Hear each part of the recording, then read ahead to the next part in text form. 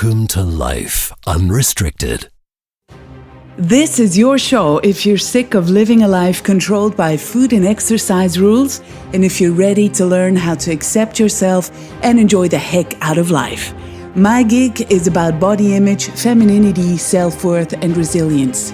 Come on, let's walk side by side as we slowly step out of restriction misery and unlock our true selves.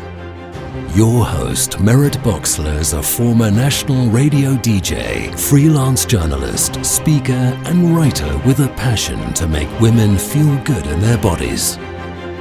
This is a show brought to you live from Switzerland. Hey there, lovely radicals. How's your January coming along? I hope you're all fine and have been able to stay immune to the yucky surge in diet rhetoric that's being thrown around in this skinny-obsessed Wild West out there.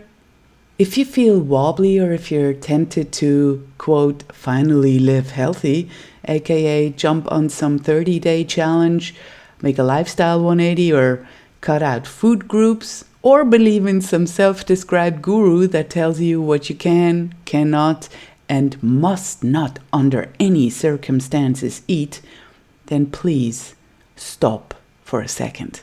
If you must, stop this episode and dial back to my end of the year solo episode. It's number 23, and listen to that one first. It's the emergency backup that gives you some insight as to what diet culture is actually built upon and feeding off.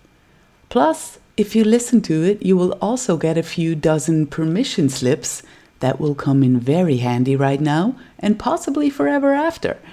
By the way, I got so many requests for a written version of those permission slips in the solo episode number 23 that I've created a PDF for you to download. Maybe you've already seen it. You can find it at lifeunrestricted.org in the blog section. Feel free to print that one out and plaster your living room with it. It'll keep the diet monsters at bay, I swear. Also, dear radicals, it makes my heart sing to hear that you love this podcast so much to actually support it so that I can keep this thing going. I mean, you are the best. Dear Ben, Anda, Amy, Bonnie, Julie, Mary, and Laurie, I cannot thank you enough for having become Patreons of this show. You are the most amazing listeners, and I thank you so much for your donations. They really help tremendously, and I am, of course, investing that money to creating good content for you. So for those of you who are wondering what I am talking about when I talk about people having become Patreons, it is actually a platform where creative projects can be supported by repeat donations, of course without any strings attached. So one is free to cancel anytime. And if you want to become one of this special circle of Patreons of this show, you can do that. I'd love for you to. You will find me on patreon.com/lifeunrestricted, and that spells patreon.com,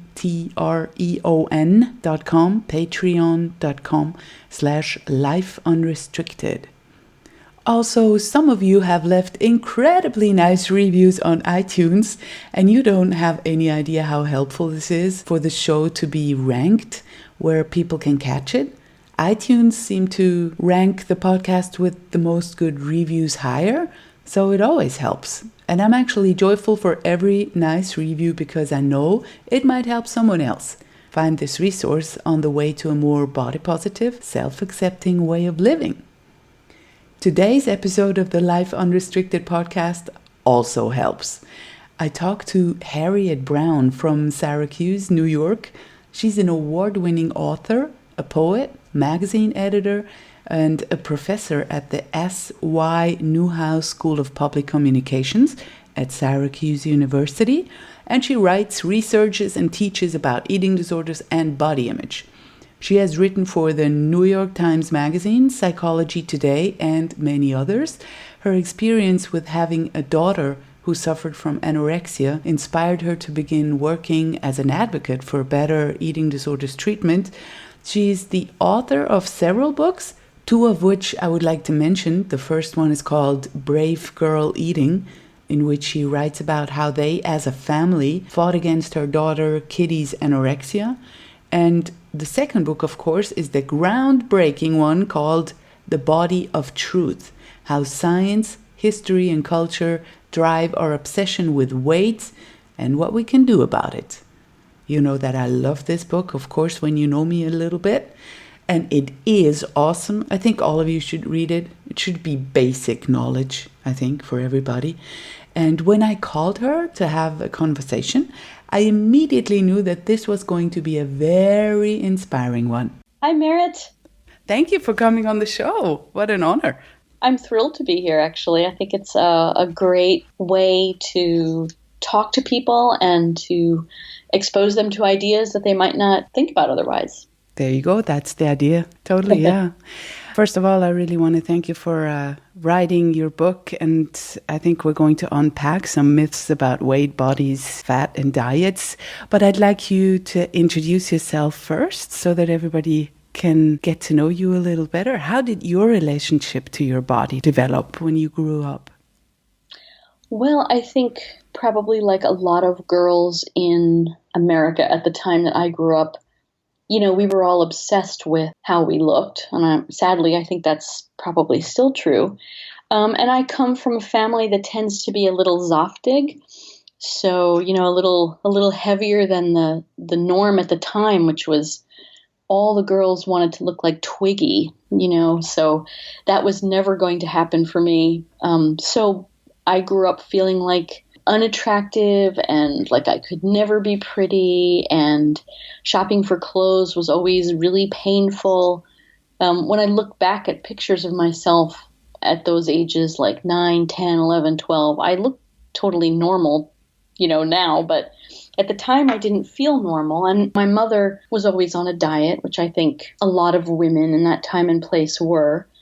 So there was always a lot of talking about dieting and talking about being fat, talking about wanting to lose weight. And we ate a lot of horrible diet foods in my family. Yes. I still remember like drinking chocolate peppermint diet soda with dinner, you know, that kind of thing. Mm-hmm. So that all sort of set the stage for what turned into a series of dieting and then gaining weight and then dieting and then gaining weight. And a few times I would go on a really big diet and lose like 30 or 40 pounds, but I could never really keep it off for longer than a year or two.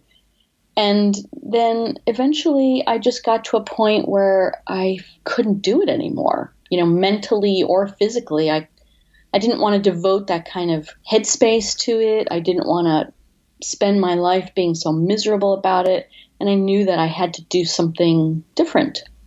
That's when I started seeing a therapist who, and I described this in the beginning of the book. Oh, can I read this to the people? Yeah. I wanted to, because it's incredible. So, first of all, as I said, you have written this wonderful and important book. It's called The Body of Truth. And I echo the book critic that wrote, The Body of Truth should be required reading for all people with bodies. Yes, it really is a book that I think everyone should read, because in it you strike a perfect balance by actually producing data, diving into studies and really getting into the scientific end of things to show the overwhelming amount of evidence against what diet culture and the media wants us to believe. And also by adding so many personal stories that probably everyone can relate to, so that, so many experiences that clearly show the hell that we are putting ourselves through. And by way of telling your own story, you had me right at the first page what you were referring to right now, and I would love to read this for people. Yes, please do. This must be weird for you, having a Swiss person read an English book. No, I think it's great fun, actually. Awkward alarm, but still I have to do it. On a sticky summer evening back in 1990, I sit in a chair in a therapist's office and cry. My body, I tell her, is too fleshy, too hungry, too uncontained. It doesn't look like the bodies I see 500 times a day online, on TV, in magazines, and on billboards. It doesn't look the way it's supposed to, the way I want it to. There have been years when it did, when I weighed and measured and wrote down everything I ate, worked out twice a day, pummeled my body into shape. Inevitably, though, it reverts to its natural state. Like now, when it's 30 or 40 pounds heavier than I want it to be, than it should be. I'm here because I want someone to fix me, specifically to tell me how to regain control of my body and, yes, the brain that goes with it. This therapist runs a 10-week program that's supposed to help people with eating issues.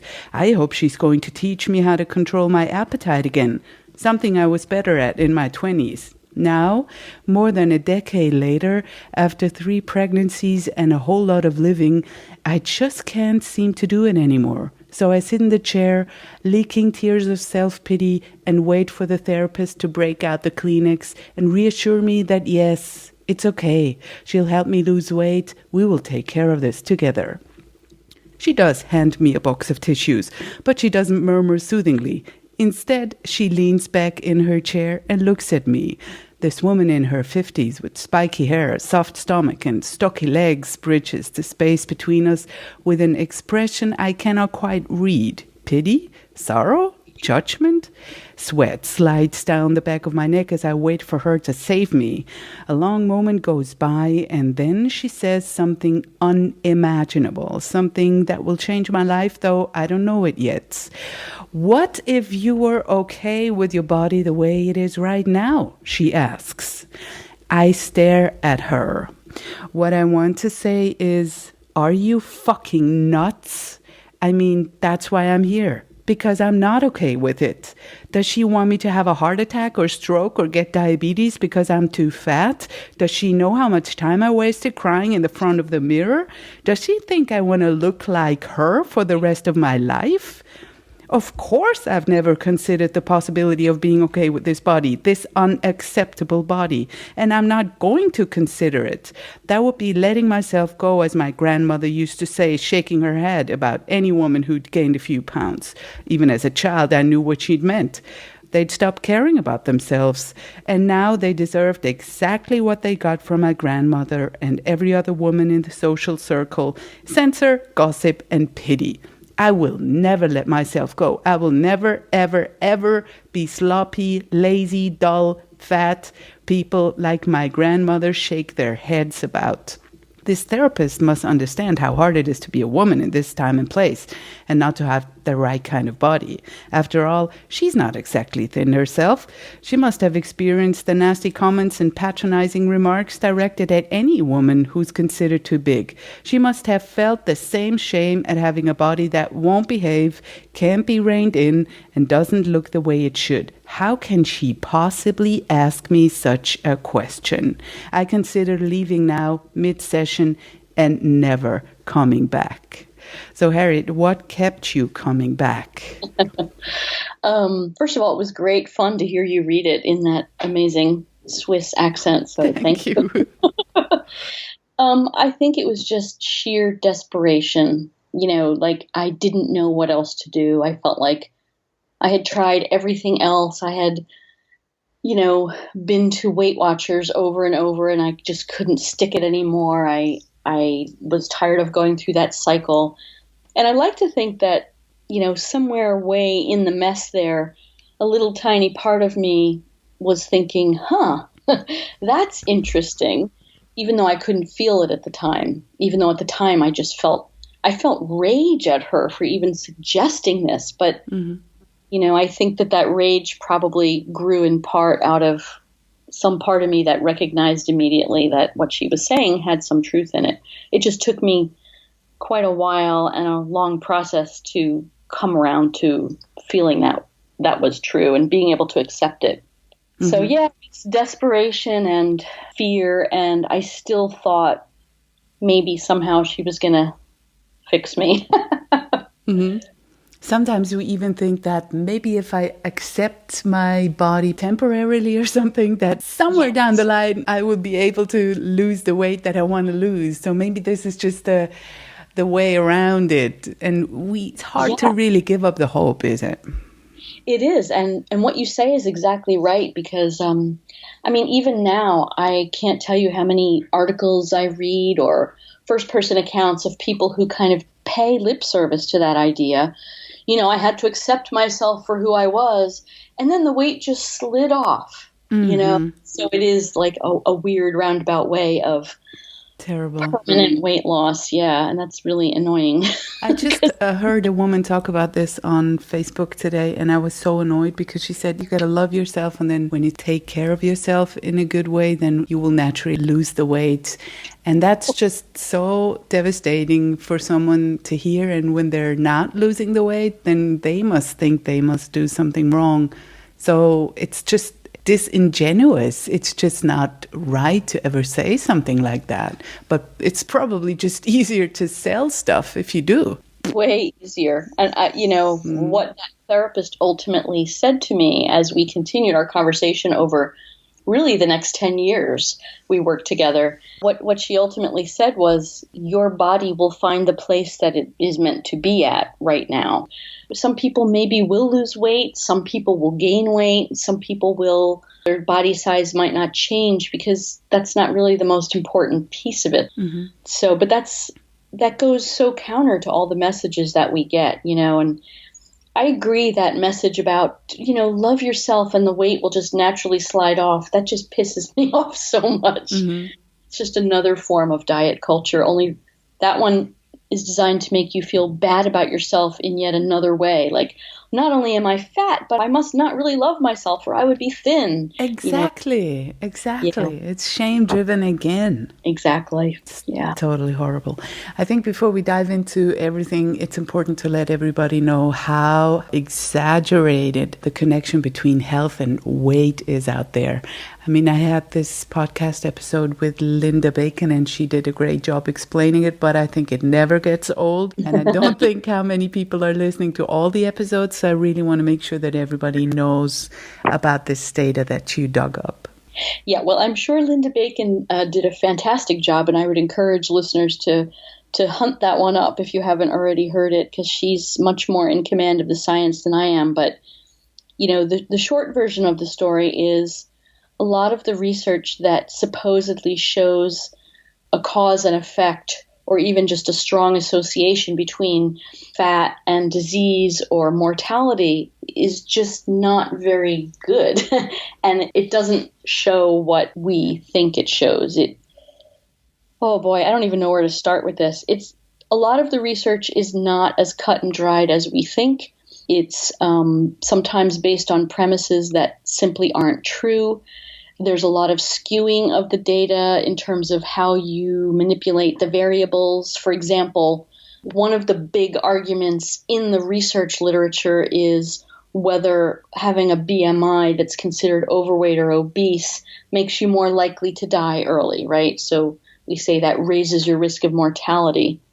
And you can basically manipulate the data in these big studies depending on, do you count people who smoke? Do you exclude people who have smoked, because smoking can change your weight and also your health prognosis. And when you hear about studies that come to completely opposite conclusions, that's why, because it depends on how you slice and dice the data. And the sample size also, right? Oh, yeah. But I'm kind of thinking there have been a number of big meta-analyses recently. Catherine Flegel at the Centers for Disease Control has been looking at this data for 20 years, and her data consistently finds that your mortality risk is lowest with a BMI in the overweight to mildly obese range. But there's some meta-analyses out there that counter that by saying, no, anything over 25 BMI, puts you at risk. And one of the big reasons why you can have such different results is some of those later studies exclude anyone who ever smoked, for example, which completely skews the data. So I guess what I really want people to take away from this is that this research is much more complicated than you're being told, and you have to bring a critical eye to it. Especially with the word health. I mean, in this thin, obsessed culture that we're living in, We hear phrases like how we have to fight the war on obesity and so forth. And we have been fed the idea that basically we can blame fat for all the health problems we have. Cardiovascular disease, blame weight. Diabetes, blame weight. High blood pressure, blame weight. Bad mood, blame weight. Bad sleep, blame weight. It's probably true with the bad mood, though. We have been soaked in this diet culture for so long that actually we do feel bad because of our weight, but the rest, I'd like you to explain some facts about this whole health concept. I mean, it gets thrown over so quickly once we look at it a bit closer. So it really deserves a closer look. And I love that you brought up the word health, because one of the big problems is, what are we talking about when we're talking about health? Mm-hmm. Right? So people mean different things when they say that. And certainly in popular culture, like, I teach at a college, and, my students will talk about healthy eating, for example. And I always try to push them on that. What do you mean by that exactly? Great. It's around, because what does that mean? And I think often when we say health, we're really talking about a virtue, like, oh, I'm eating good things, not bad things, or I'm doing good things, not bad things. And so there's a whole level of judgment. But morality. Totally about morality. But some of those studies, just for example, the whole link between mortality and weight, it seems to me, and I know this to be true from having talked to researchers, that if you want to find something, if you want to find a relationship between two variables when you're researching, if you set out with an agenda to find it, you'll almost always find some relationship. The question is, what is the nature of that relationship? So a lot of the studies that claim to find that your health suffers the fatter you get are what we call correlation study. They're associations. There's no way that they can say this causes that. So there is no proof really that, say, gaining weight causes heart problems, causes high blood pressure. And there's a bunch of ways people sort of think about this. One is, like, let's take diabetes, for example, because there's probably more research on the link between type 2 diabetes and overweight or obesity than there is anything else. But we don't know what causes what. So, for example, there's a researcher named Peter Attia, really interesting guy, who's looking at a sort of reverse hypothesis. He says, well, instead of thinking about being fat causes you to get diabetes, what if we come at it the other way and say, maybe one of the early symptoms of type 2 diabetes is weight gain. And suddenly a lot of things make sense when you think of it that way. Now, he doesn't know that that's true, but it's an alternate hypothesis, and it kind of shows that if you just shift the paradigm a little bit, all of these things that we assume to be true, that fat causes disease, may not be exactly what's going on. So this idea that we have that correlation is a proof of something is just not true. And, for example, some of the studies that are considered gold standard on heart problems came out of this long-term ongoing Framingham studies, where they studied the population of this town in Massachusetts over I guess it's probably over 60 years now. And they looked at all sorts of things from do people smoke, what their weight was, what kind of diseases did they develop. But for a long time, most of the data was only about white men in Framingham. So the researchers are making all these generalizations about, the links between various diseases and sort of states of being that may only apply to a few people or may not apply at all. So I guess what I'm trying to say, and I'm sure Linda Bacon said it much, much better, was that the data is nowhere near as solid as people would like you to think. And there's so much assumption wrapped up in it and even from a medical perspective, you go to the doctor and the doctor says, oh, your blood pressure's up a little bit, you better lose 5 or 10 pounds. That's an assumption. There's actually no data to show that that's going to help you. So it sort of permeates every level of our talking and thinking about health and disease.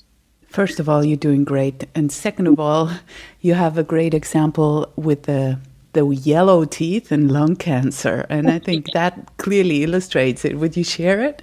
Sure. So it's a good example of a confounding variable. So if you're just looking at correlations, if you're just looking at, these two things go together, one thing you will find, and researchers have found, is that if you have yellow teeth, you're much more likely to develop lung cancer than someone who doesn't have yellow teeth.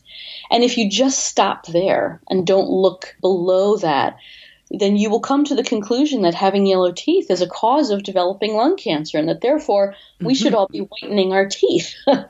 But there's actually a third factor at play, which you don't see unless you dig deeper. And that is, of course, that people who smoke tend to have teeth that are yellower because smoking discolors your teeth.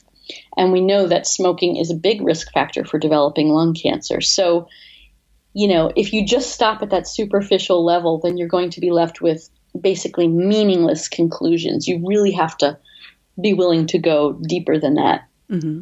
Phobia around fat, we've been told in so many ways that fat is not good, not beautiful, not healthy. And some even go so far as to say fat will kill you, which is outrageous. So we now live in this culture where thin is deemed good, no matter how high a price you pay, no matter how unhealthy you're.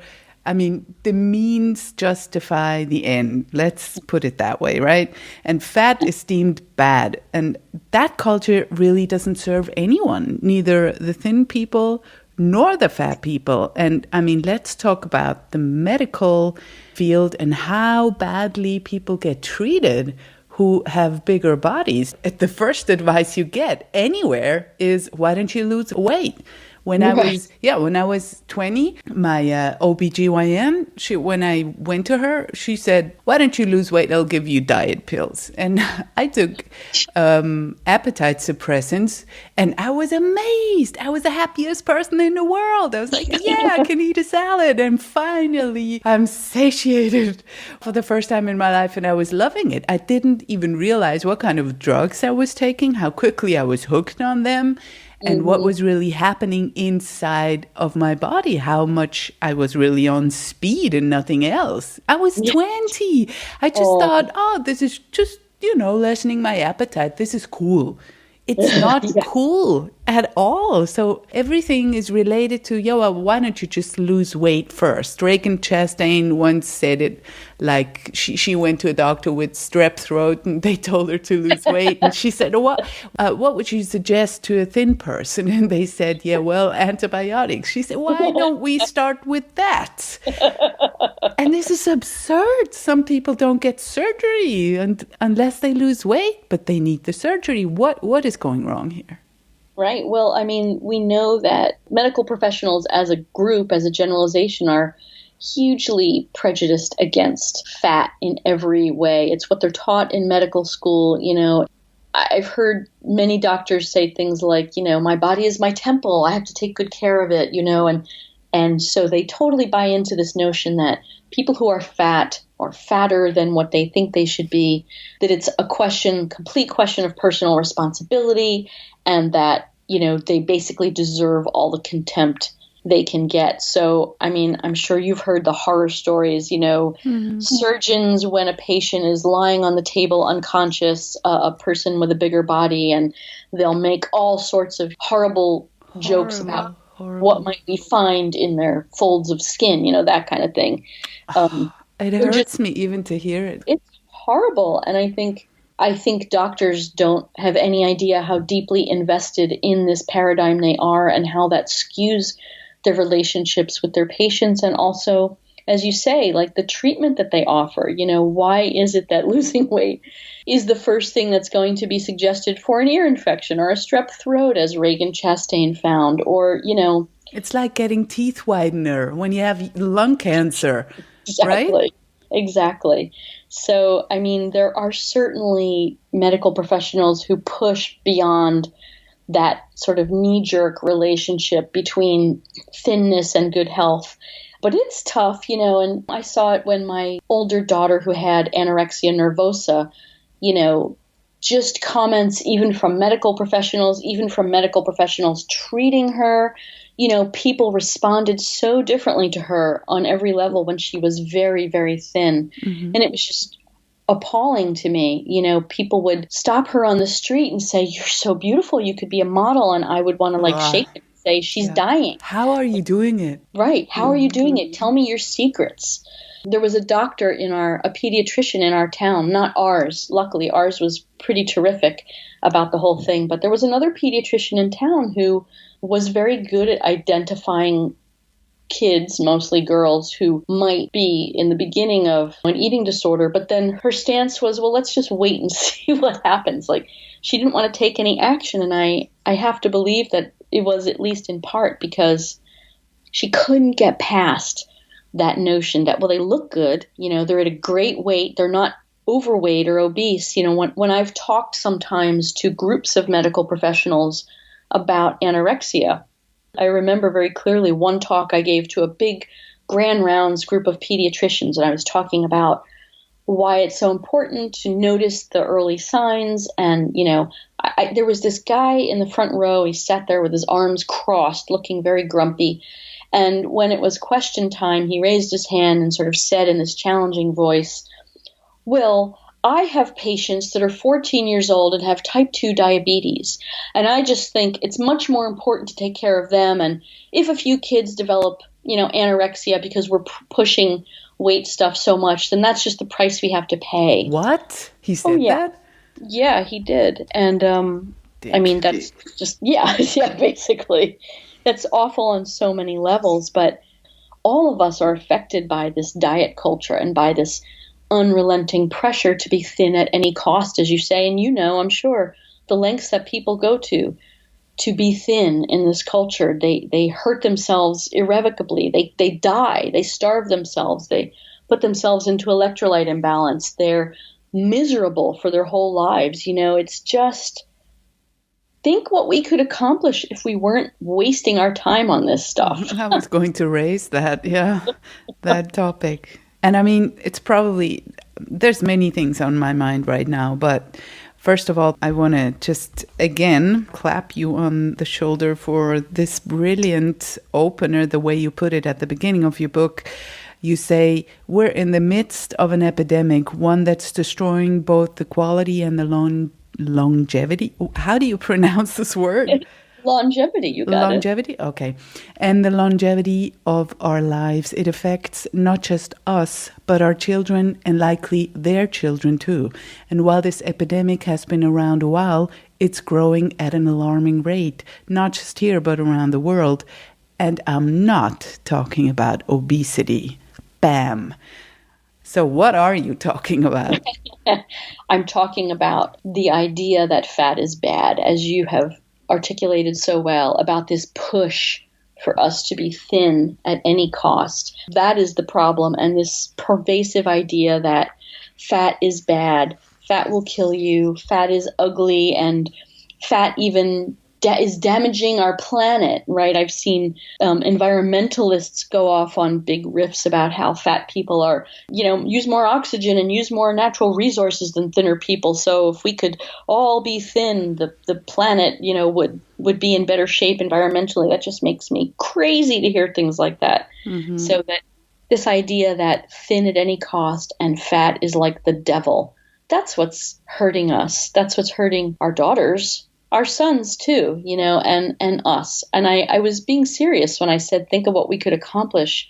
Totally. If we weren't giving so much space and emotion and huge amounts of time and energy to this quest for being thin. It's mind-boggling. Once we realize that, it's probably accurate to just say that we're grieving for a while, because I can't even really go there when I think about those 23 years that I've been obsessed.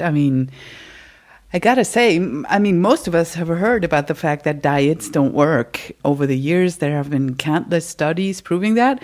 Yet there's always this tiny percentage in which they do supposedly work. And the number somehow sticks with us. That's where all the hope goes, right? And only recently it occurred to me how dangerous the mention of this number really is, because it somehow suggests that for, say, 3% of the population, diets miraculously do work. But then one day it struck me and I realized that they don't, because judging from the outside, I totally was one of those few people who managed to keep the weight down for a long time, for 23 years straight. So by the book, you could call me a successful dieter, but not at all miraculously, because over the years, ever so subtly, my weight suppression turned into a fucking full-time job, actually. And not a very satisfying one either. It's a full-time job that is fueled by fear and obsession, and it's not making life meaningful in any way. I mean, I lost a lot of connection. I was increasingly isolating. I was not thinking about changing the world or actually doing a podcast or eating like a grown-ass person, excuse my French. So suddenly I thought, wait, those 3% are not the lucky ones, quote unquote, that just win the diet lottery. Those are the people that grow so obsessed and so compulsive about it that this whole thing turns into an eating disorder, and or they make their weight suppression into a full-time job. And that information is usually missing when that small number is mentioned. It sounds like, yeah, maybe you're one of the 3% and you just diet once and the weight stays off. Right. But no, and you're absolutely right, because I talked to a few of those people for the book because I wanted to talk to them. I wanted to hear what they said. And this one woman, Deborah Sapp Yarwood, she was phenomenal. She was very upfront with me and said, you know, you look at me and I'm one of those success stories. You know, I've kept off like 55 pounds for 12 years or whatever her numbers were. But then she went on to tell me exactly what she did to keep that weight off. And she was fully aware that what she did basically was a full-time job. It took up almost all of her mental energy. And she said, you know, the lengths to which I have to go as I get older to keep this weight suppressed get more and more ridiculous. And I know there's going to come a time when I can't do that anymore, and I'm probably going to be fat again. And the big message I want people to know is that that's okay. Like, I'm choosing to do this now, but she was making that choice very consciously about what it was costing her. And honestly, when she told me what she ate and how she exercised, it sounded very much like eating disorder behavior. And I said that to her, and she said, yes, it is. You know, I don't think she had a full-blown eating disorder, but, you know, that was her top priority in life, was keeping that weight off. And that's what I heard from everyone I talked to who had kept weight off for, you know, any length of time. Like, this is my biggest, most important job. And I like to think that when you're an adult and you have other elements in your life, you have love relationships, you have children, you have parents, you know, you have friends, you have people you care about and causes you care about, you hit a certain point when you say, I don't want to spend all this time and energy. It's not as important as solving climate change or, you know, taking care of my children in a wonderful way or whatever. It's just, it feels like a fucking waste at a certain point. And it is. Yeah, and that's where the grieving comes in, because it's really hard to let all that go, because that weight suppression is increasingly hard over time. So in the beginning, you figure, that's easy. Okay, I'll just eat one Snickers less and I'm fine.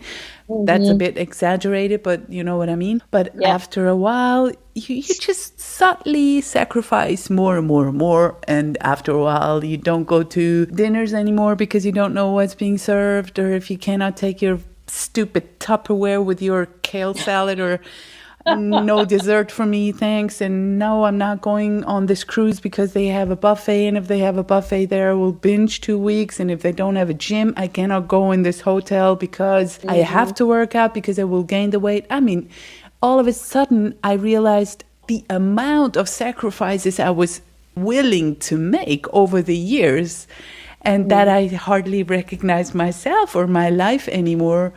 And I realized I'm just doing this to stay skinny. This is really, I mean, this is, where is this fear coming from? Is it really the case that people will not love me if I gain the weight? Is it that I'm so deeply afraid of being rejected or abandoned again that I will just do anything to somehow not be attackable outside in this world?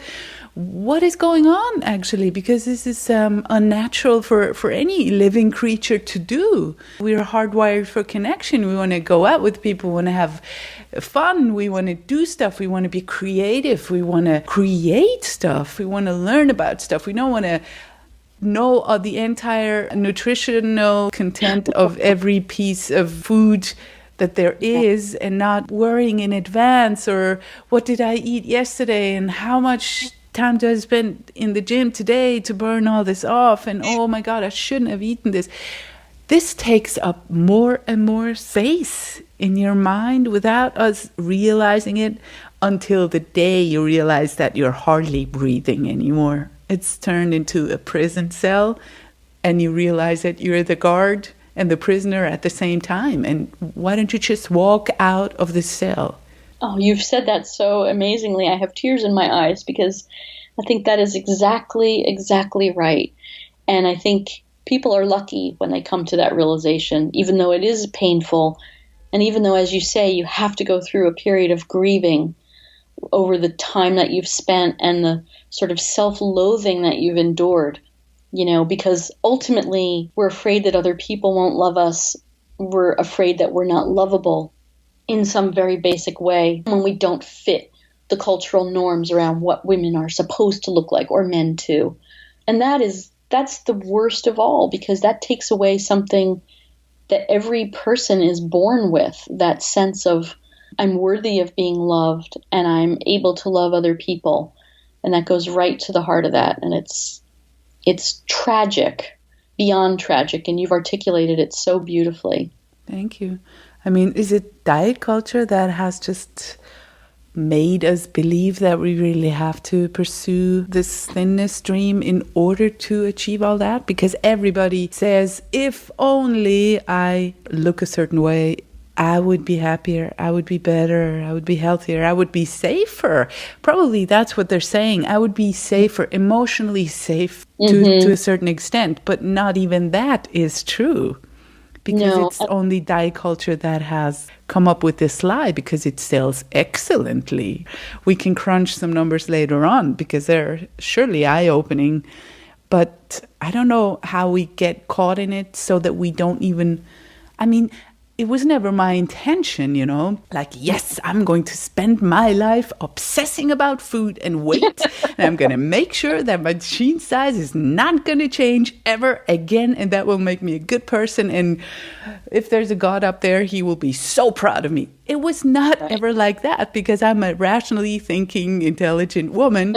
But it just somehow started to happen. And it took me a long time to wake up and say, how did that happen? Am I one of them? Am I really that shallow? No, that's not it. How did I buy all that?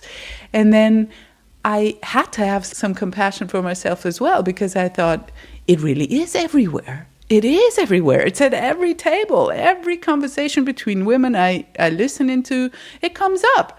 How much weight did you lose? How much do you have to lose? How much did you eat? How much should you have eaten? Did you go to the gym today? And I find it utterly boring, utterly boring. That is one of the, I think when you hit that point, when you realize how boring it is, that's when things start to look up for us in our journey, because being able to say this is boring suggests that you are moving away from it and you no longer maybe see it as like the most important thing. And the truth is, it is completely and utterly boring. It is completely repetitive. There's nothing creative, nothing new, nothing accomplished about it. I don't want to die and have on my tombstone, she kept the weight off. Wow. She was a top dieter. That's right. And we have this idea too, I think, that if you do that, if you make whatever sacrifices are necessary, then not only are you a good person and a more attractive person, but I think we have this level of magical thinking that, well, maybe I won't die. I mean, of course, we know that's not true, but I do think there's a level of magical thinking. And I think part of where that comes from is the advertising industry and how advertising has seized on this, because advertising is basically all about creating or exacerbating people's insecurities so that they feel compelled to take action, to buy something. If you feel good about yourself, you're not going to feel compelled to buy into the latest trend or supplement or whatever. So, I had this argument recently with one of my colleagues. I work in a journalism communication school, and there's an advertising department, and I made some comment at a dinner table with one of my advertising colleagues. I wasn't even really thinking that much. I said, well, I just think advertising can be very evil in terms of how it affects people. And this guy went ballistic. That didn't go well. It didn't go well, and he doesn't speak to me anymore, It's like, but why? You were pointing out the obvious. I was insulting his career, and I said, well, I just think maybe you need to think beyond your career and think about how it is affecting other people. So I know that people who work in advertising believe, or at least say they believe, that they're doing service to people. They're giving people information about things they wouldn't know about. And that is the most naive and disingenuous way to think about that industry. At the very least, even if your intentions are good, you have to look at, how is this actually affecting people? And because we are so saturated in advertising, from cradle to grave at this point, it's everywhere. It's on our phones, it's on our desktops, it's on TV, it's on the radio. It has a profound impact on us. I mean, it's not the only problem, but it reinforces everything you've been talking about, that idea that if only I was this, if only I was thin, then I would be fill in the blank, good, happy, lovable, successful. And we don't need that. It's sort of like a big amplification of that idea.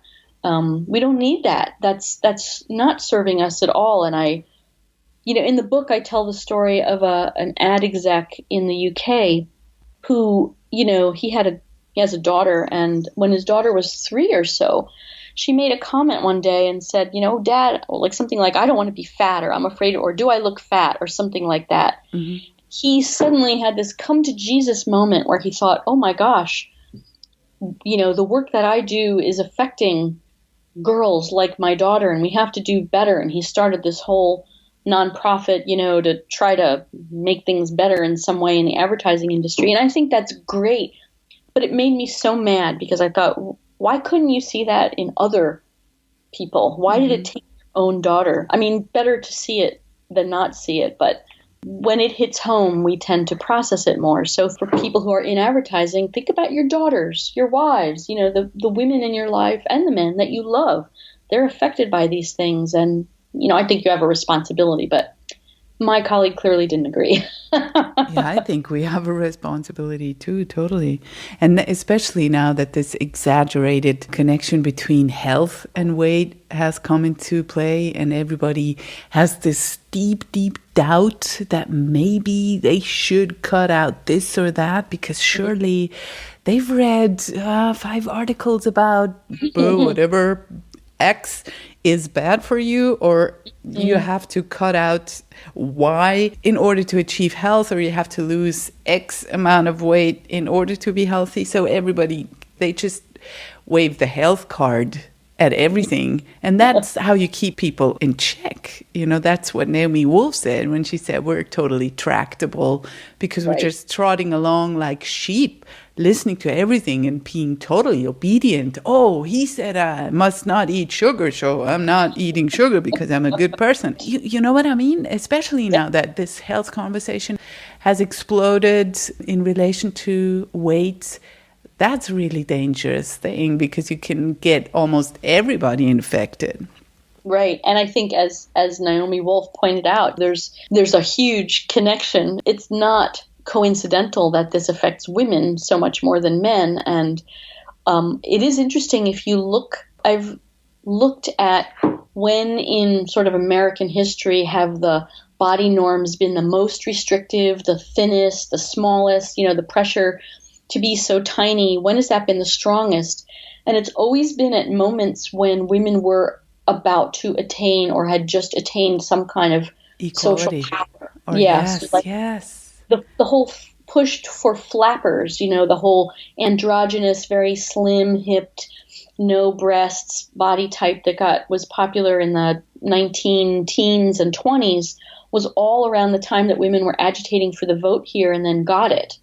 The 60s and 70s when I grew up, when Twiggy was the role model, to be like, she looked like a child, like a little boy. That was at a time when women's liberation and the birth control pills, when women were finally beginning to achieve some power in the society and some control over their own bodies and lives. That's not a coincidence. There's a moral lesson, a social lesson that is inflicted on women when they try to step out of the box that they are put in. And it's, you can see it in the way Hillary Clinton is being talked about. Oh, yeah. Not with weight anymore, although they used to really harp on about her weight. But, there's no way to win as a woman unless you make yourself as small as possible on every level, literal and metaphorical. I know. And I've been working in the media for a long time, and every time I was visible and, say, a male coworker of mine was visible, then the comments started coming in about his humor, about his accuracy, about whatever, some content-related criticism or praise. And in my case, it was usually, but that blazer house is ugly, or how does she carry her hair, and ooh, she's gained weight, or whatever. I'm like, thanks for listening to me. I prepared this whole program all morning, and I couldn't care less what I'm wearing or what my hair looks like. And even there, we have amazing presenters, female presenters, and every time there's criticism or the tabloids, how they report stuff on them, it's always about their looks, their how they look older or uglier, or how they're not dressed correctly, or stuff like that. And you're like, why? Where's this coming from? And who? It's the industries that sell us things. It's the, it's everything from, the beauty industry to, you have to look younger, better, thinner, skin has to be smoother. I mean, it's everything. And it's not just specific products that I'm talking about. It's this overarching sense that you're not okay the way you are, and therefore you're going to go pursue things that are going to make you okay and lovable and worthy and all of that, whether it's beauty products or, clothing or hair products or whatever. And I do think the older I get, the more I also think it is about, as Naomi Wolf said, keeping women tractable, making sure we don't have too much power. And I'm not saying someone is sitting up there behind a desk saying, we have to make sure women don't have much power. It's so pervasive in our culture, in our patriarchal, misogynistic culture, that we don't even know. We're doing it to ourselves half the time. That's what I wanted to say. It's so insidious that they've managed to get women to fight each other. Right. That's the worst. There's a word for that, and that is hegemony, right? When you exert power in a way that makes the people you're exerting it over sort of internalize it. So then you don't even need to threaten them. They threaten themselves. Yes. We police ourselves, really, and our bodies and our lives in every way, because we're social creatures, humans, and there's the threat, right? The implicit threat. If you're a woman and you're too loud, you're too big, you're too whatever, then you're an outcast. Mm-hmm. And we are hardwired, as you said earlier, to want connection, to want to be connected with people. We are social creatures. We can't live on our own. So no one wants to be an outcast. So for many of us, we embark on this futile quest to make ourselves acceptable and to fit into the boxes until one day we hopefully wake up and say, no. Enough. Enough. That's right. Was this realization part of the reason why you wrote the book? Yes. I was angry. I was very angry after watching, after everything I had gone through, but I don't think I would have written the book if it was just me because, I didn't think I was important enough. But it was watching what my daughter went through. And again, there's a lot more involved in an actual eating disorder than like just cultural pressure. But in watching the role that it played in making it hard for her to recover, and in watching especially how other people responded to her, that just made me so angry. Giving her praise for being sick. Praise for being sick, and then the lack of praise and a sort of different perspective when she was actually healthy. It just, you know how it is when you have a child, you'll go to bat for them way more than for yourself sometimes. And it just made me say, enough, like, this has to stop. I can't stand watching this happen anymore. Mm-hmm. Is it hard to sell a book proposal like that because it's not according to the whole society's chorus? Yeah? It was very hard to sell it. 19 editors turned it down before my amazing editor said yes. I think it's a hard message. I think most people have a lot invested with not believing that this is true. Because I wanted to say, I mean, the first question whenever I read books like yours or Health at Every Size or Body Respect and the likes, the first question that pops up is like, why doesn't everyone know about this? But then I realized that probably deep down, most people do know about the fallacy of diets. And it's just that they don't want to give it up, though. They resist the message, which sounds illogical at first glance because one would think, hey, this is good news. Everyone should read this book, and it kind of lets us off this terrible hook. And it should be liberating, but people get upset. You mentioned before that people are upset and angry at this book, and sometimes extremely so. Enraged, yes. Is this just because everybody's so invested in this, or why would this cause so much resistance? Oh, I have spent so much time thinking about that question. And yes, I do think it's because if you have devoted enormous energy and resources in your life to fitting the mold, to keeping your weight down, to suppressing your weight, to being perceived as good, you know, in all of the ways that we've been talking about, and someone comes along and says, wow, you know, you really don't have to do that. What they're really saying is you've wasted a big chunk of your life. And no one wants to hear that, right? No one wants to hear that. Yeah, because it implies that we've been stupid for way too long, and which is true, but it's not our fault. Yeah, maybe. Right. And better to wake up now. And also, I think the other piece of it is that, you know, it is liberating personally to understand all this stuff, but you're still going to face a lot of judgment and criticism from the outside world. Do you know the sociologist Abigail Sagi, who wrote a wonderful book called What's Wrong with Fat, where she uses sociological frameworks to look at, you know, our cultural attitudes around weight. And she happens to be a pretty slender, very attractive French woman. And she told me once when her book was published, she got, you know, lots of horrible emails along the lines of, well, you're just a fat slob who's just trying to like let yourself off the hook and excuse yourself. And she was laughing about it. That's ridiculous. Because she's not fat. But if you were, you know, I'm not a thin person.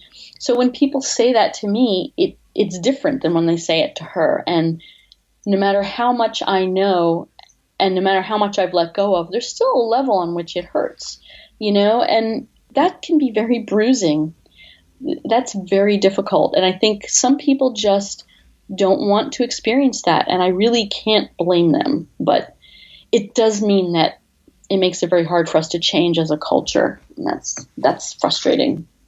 It's almost impossible for me to really understand why books like this are not in everyone's hands and get everyone thinking at least and joining some sort of communities and talking to other people about this. It's just the same as when I was a popular radio DJ and I never talked about my struggles.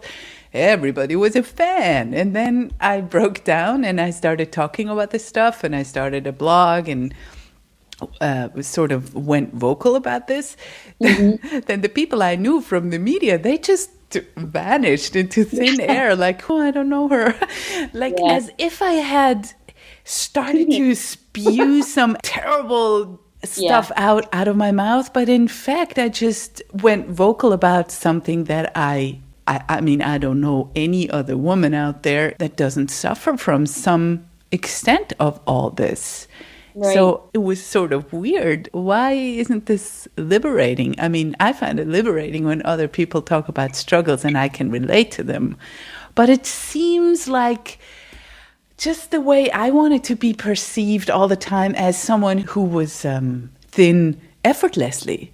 Yes. I would never have wanted people to know how much I had to force myself to exercise every day and how much I had to watch what I eat. I just wanted to be the effortlessly thin one, the effortlessly perfect one, the effortlessly successful one.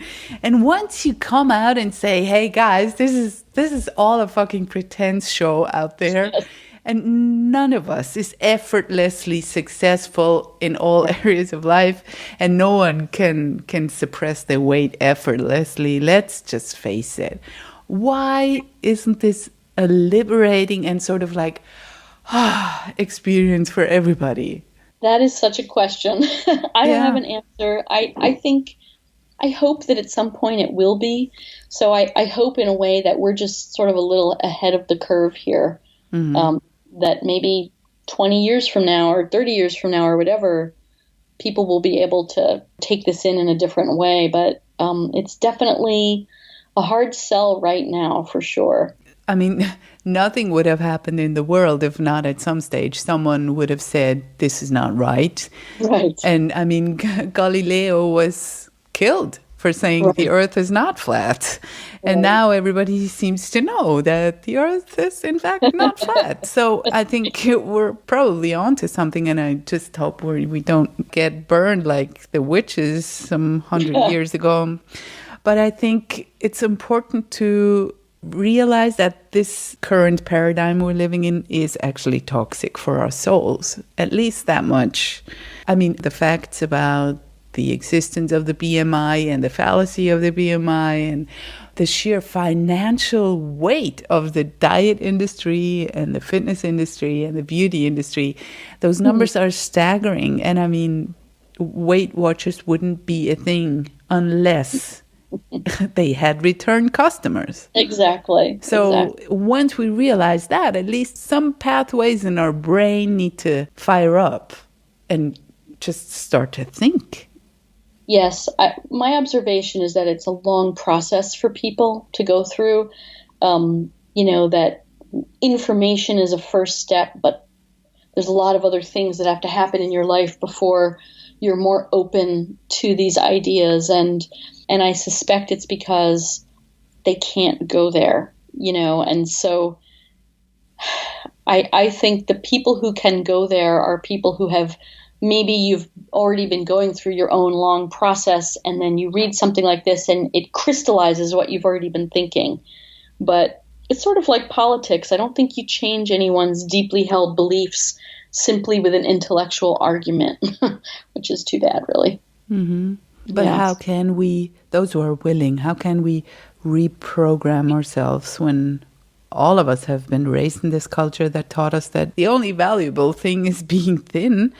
It's become a cultural imperative almost to just having to lose weight. Everybody has to somehow have this noble goal, which is ridiculous. But I really appreciate you saying in your book as well that you still have those days when you go like, but I would look better if I lost this weight, or where you still sort of panic. And it was comforting to read, just to realize that there's never a point where we're all happy, just as I was never all happy when I was thin because I was very obsessed. So how did you start the whole process, and how has it developed?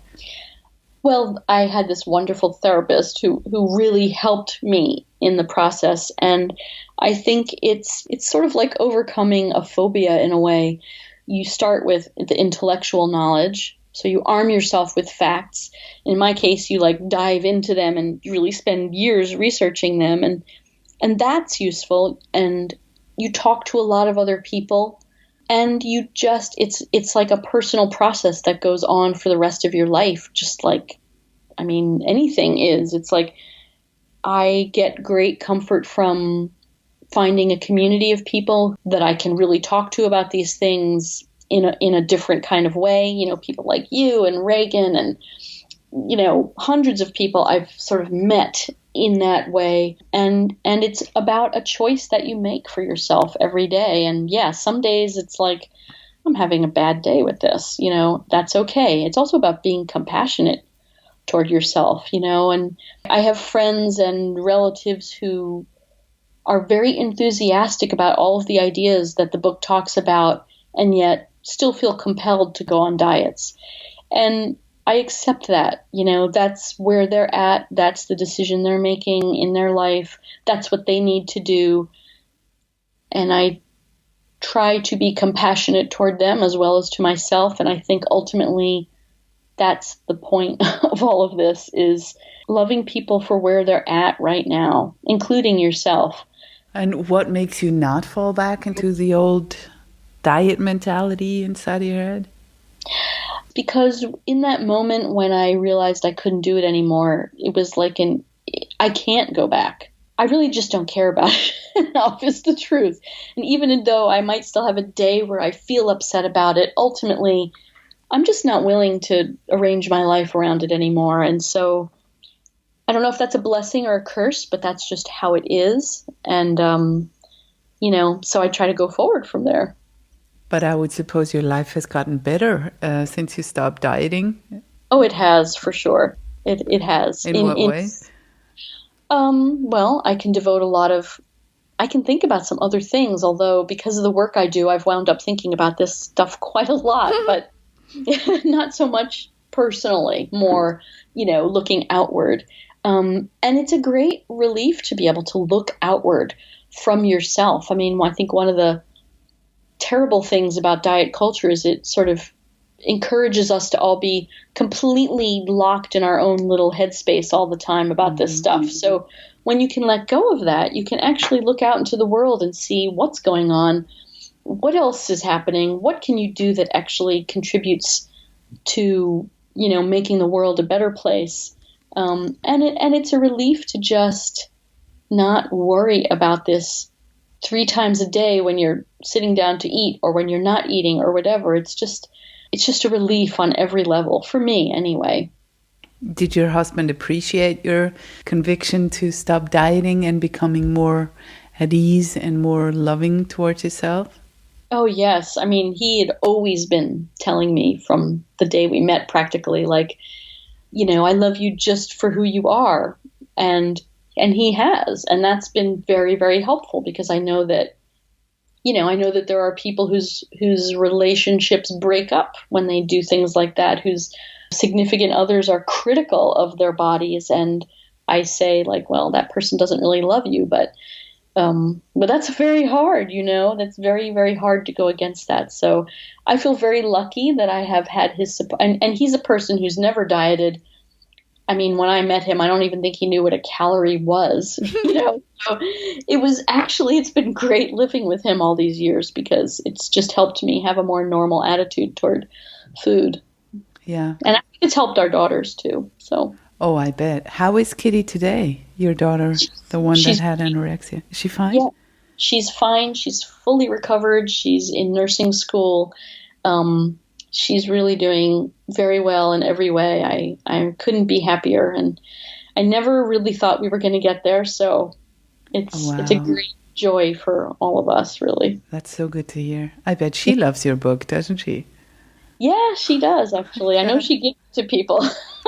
But it was impressive still, you know, or shocking in your book. You write about your 15-year-old coming home from school and telling you, Mom, I cannot bond with the other girls unless I make fun of my body and talk negatively about fat and weight. I mean, that's sad. What do you tell your daughter? I mean, once we raise them in a more sane way, they still have to deal with the outside world. So how can they make this sort of sane keeping distinction? That is a very good question. And I don't have a specific answer for it, but it shocked me at the time, especially because she had watched her older sister go through the hell of an eating disorder.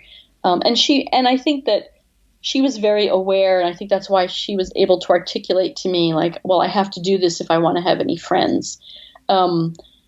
But I also think, I kept talking to her about how, well, they're not really friends if you have to do that to sort of be in the group. And she went on then, she's in college now, she went on to develop good friends who don't care about that stuff and for whom it's not about that stuff. And she has actually done very well in sort of maintaining a good attitude toward all this stuff and a positive sense of herself, even though she doesn't truly fit the super thin model. So, it is a process for them. I mean, at 12 and 13 and 15, you have a strong need to be accepted by other people. And hopefully as you grow up, you can let go of some of that and stand on your own. That's why probably you started teaching body image and classes like that, right? Yeah, that's right. What do you teach your students? So I try to just come at it from the perspective of, I'm not trying to convince you of anything. I just want you to know more than you know already about it. So we talk about, I show them the research on BMI. I show them what bullshit that is. We look at the sort of links between women's rights and body norms. We look at cross-cultural and historical attitudes around women's bodies. We look at some of the health research. We look at how media reinforces those prejudices and attitudes. And I just keep pushing them and questioning them. And it's been amazing.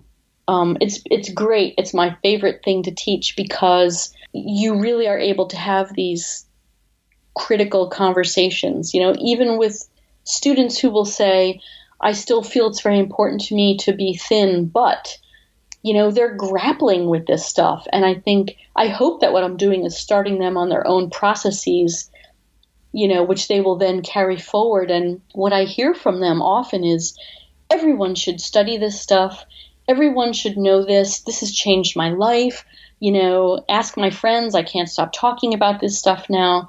So yes. I think that's where a lot of the hope comes from, right? Is just kind of exposing young people, especially young women, to the reality and letting them grapple with it. That's huge. Do they resist it less than older people?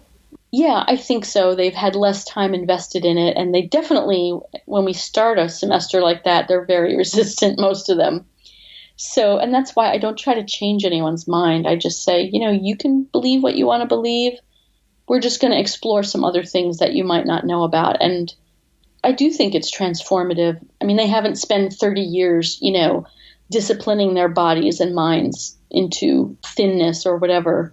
So they are less invested and they're sometimes more open. It's actually a wonderful thing. Yeah. And what about the guys?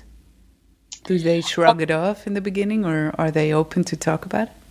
They're open to talk about it. I think some of them just have had, they've just been, ignorant about it, because they haven't experienced it.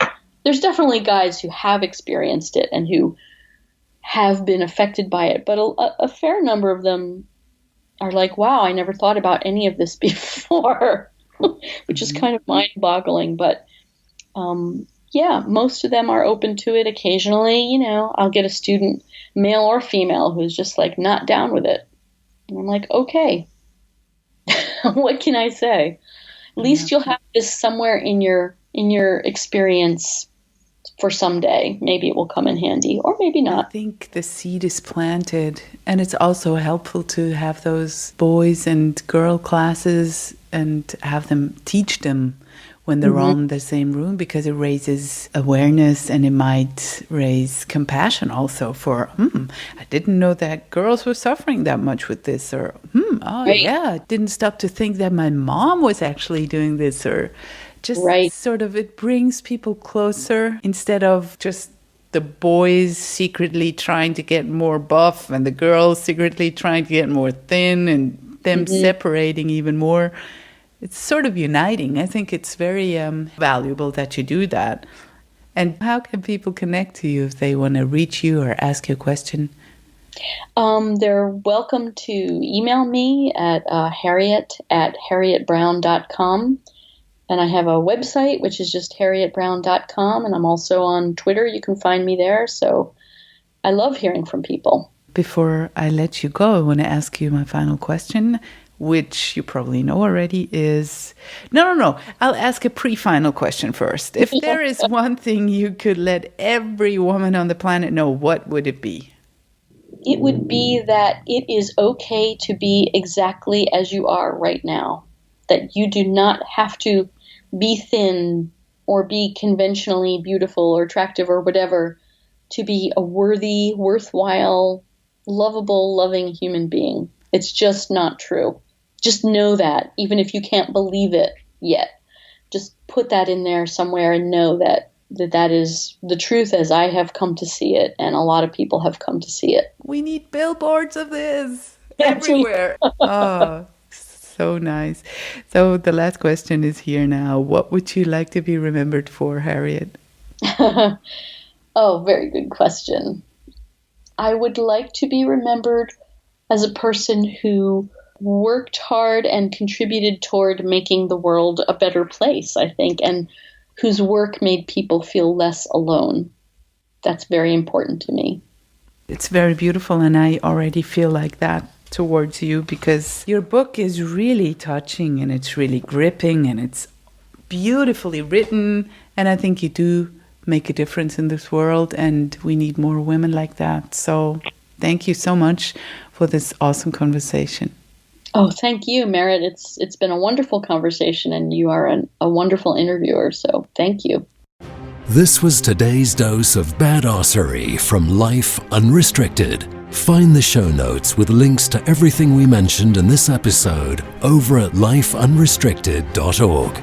And if this show is making you feel good, awesome, make sure to subscribe and please let others feel good too. By leaving a 5-star review on iTunes, you'll help make this show more visible and therefore more accessible for others. You're the best. Thanks.